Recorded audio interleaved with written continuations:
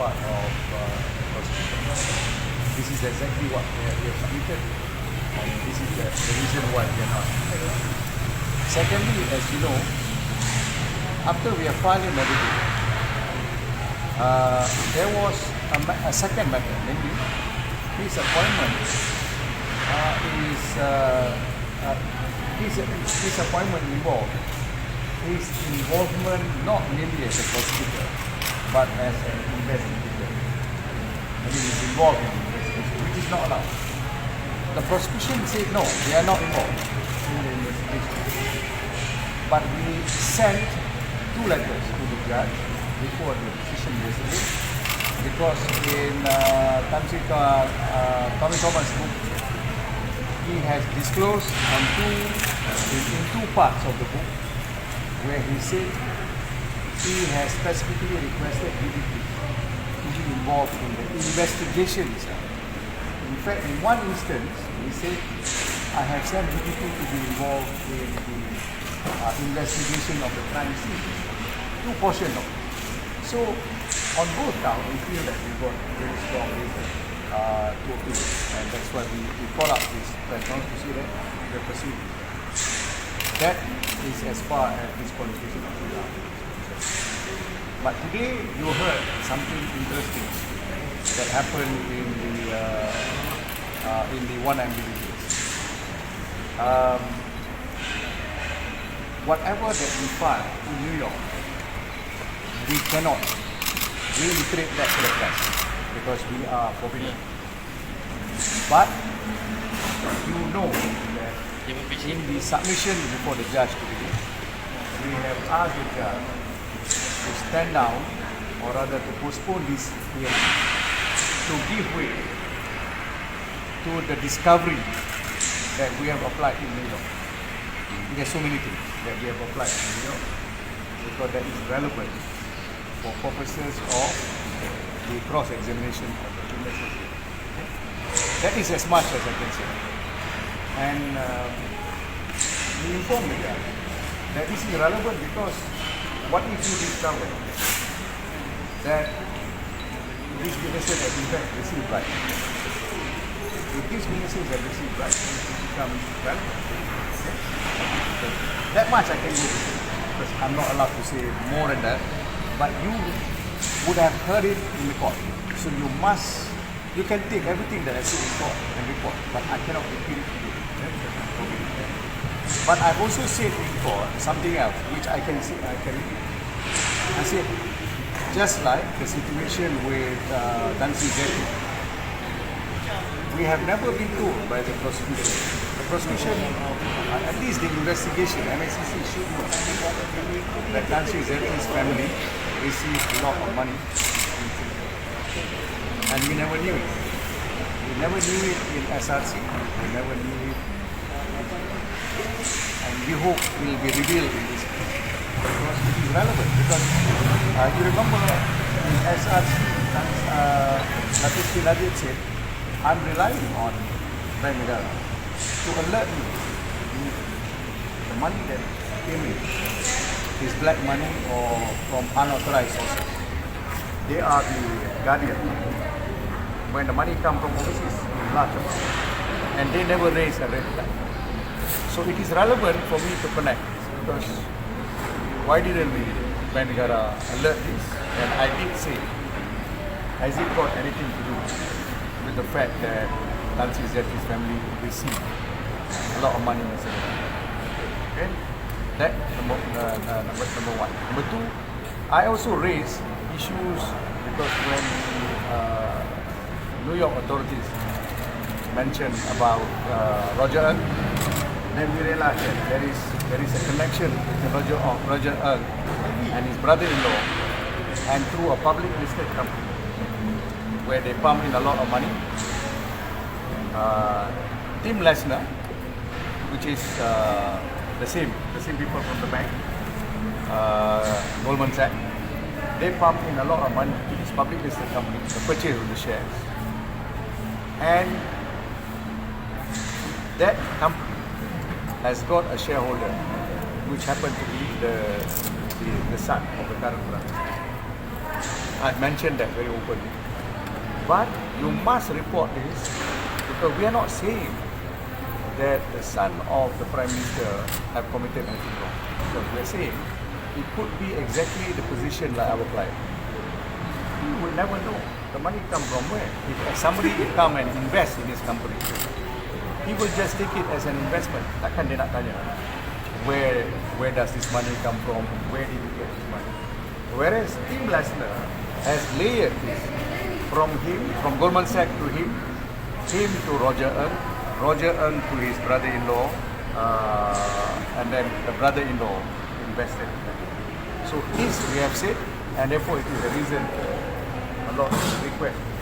But the judge have not given us the postponement, in spite of the fact that we are to submit written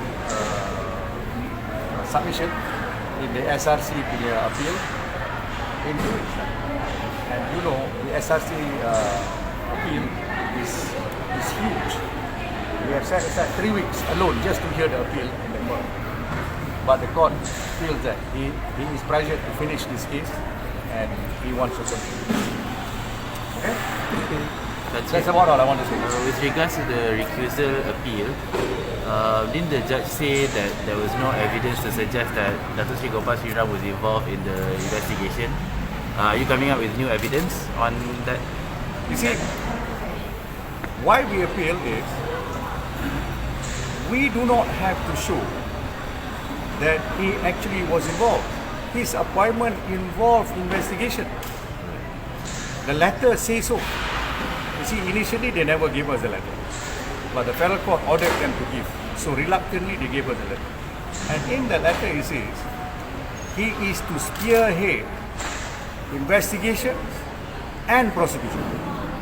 So the AG knew the two things. Prosecution is different from investigation. And then his book that came out, the controversial book, confirmed not only in this case, but in Samira case and a few others, where he said, I have asked my DP to go and investigate. You remember there was another chapter of the book where he says, I sent a senior DPP to go to Sydney to interview Cyril in the Altatoya case. That's investigation. That's not DPP's job. Right. Siapa suruh dia? The AG himself. So this is clear admission in his book, and they are admissible. So you will use the book. Yeah. You will use the book as evidence. I have in fact asked the judge to consider the book because the book is judicial notice. This is a notorious fact. Nobody can say there is no such book. No, Tommy Thomas is not going to say that's not his word. Okay, it is his book. Okay, that's the reason why we are appealing. Any other question? Yeah?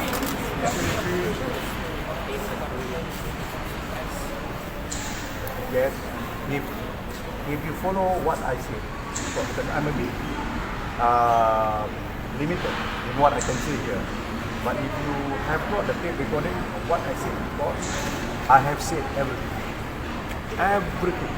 Document based on what was disclosed, because Tim Lesner said, I bribed. Using one and I bribed. So many in one and officers in one and so you want that disclosure. Okay? Alright, thank you. This week, we go until Friday. We are fine tuning. In fact, we may go for even something else together with the information. Something, it could be another content based on the same. Okay? Yeah, same one. Alright, the two causes of action separate. Okay? Okay, okay. Yeah. One is defamation. The other is possibly even a contempt on the same statement. You understand or not? Because it's part of any ongoing procedure regarding Altan. No, because we are saying this in Altan. One is the case is over. Najib has not been implicated. Review has also thrown out the case. Najib has not been implicated. If Najib is not implicated, it is a fresh defamation for Tommy Thomas to say that I believe, he said this, he said he believed in the statutory declaration of the two police officers, Cyril and Inspector Azila. So what does it mean? Tommy is therefore saying, I don't care what the court decided. I believe these two, meaning I believe Datuk Seri Najib instructed the murder.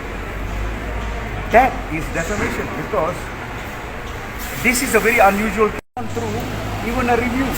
They lost everything. And Datuk Seri Najib not implicated at all. And yet you said you believe in the two officers who have been convicted. That's a fresh defamation.